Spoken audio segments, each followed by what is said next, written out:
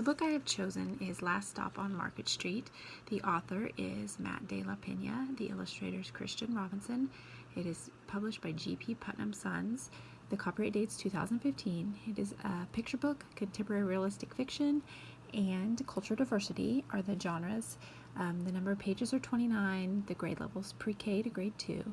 It is a 2016 Newberry Medal Award, Caldecott Honor, and Coretta Scott King Book Award, all in the same year.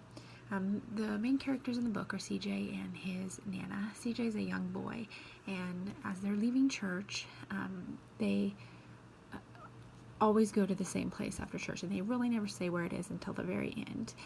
But CJ's full of questions. He wants to know why his friends don't have to go, and why they don't have a car, why do they have to ride the bus, why the man on the bus can't see. And Nana seems to have positives for all of his questions.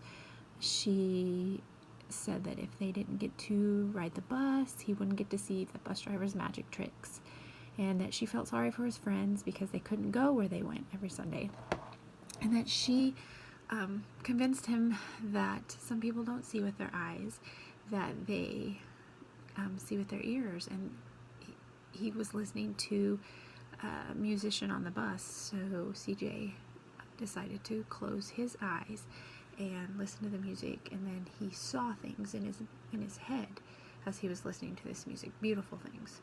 And then when they finally arrived at their location, which turned out to be a soup kitchen, he wanted to know why it was always so dirty there.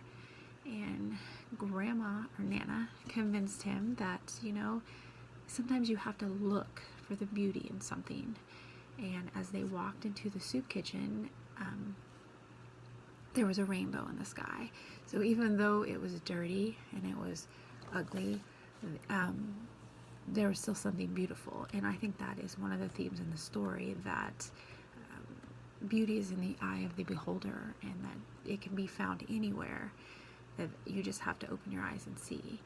And that is my activity to go with this book for the students, is that I would take them maybe a not so pretty place, for instance the playground or the janitor's closet, or just somewhere, and that they would have to look for something pretty, something beautiful in that spot, and then they'd document what they found, and they would draw a picture of it, and then depending on the age group, they would maybe write a few sentences or a paragraph describing what they saw. It could be anything as, I don't know, I know our janitor in his little office, he's got drawings on the wall from students, and I just think it just has a touch of beauty in there. I mean, it can be something simple as a butterfly on the playground, but they just have to look for it. The illustrations in this book, they're bold and bright. To me, I kind of looked for some research on this, but I couldn't really find anything, but they almost appear to be done in a watercolor or a marker, and that there are several different skin tones in the book, which show the culture diversity. And I do think this would be a good book to read to children. And at the end, CJ and his grandma are, I know I read, I saw someone else's did this book, and they thought that they ate at the soup kitchen, but my interpretation was that they served at the soup kitchen, and so they were giving back and helping. That was, I know different books are interpreted different by different people, but that's just the interpretation I got, which I thought it was neat that we had two different interpretations of the book. But I really enjoyed the book, and I do recommend it for children, because for one, it makes them realize that material things aren't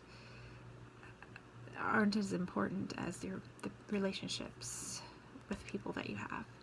That's where you get the true joy. So, thank you.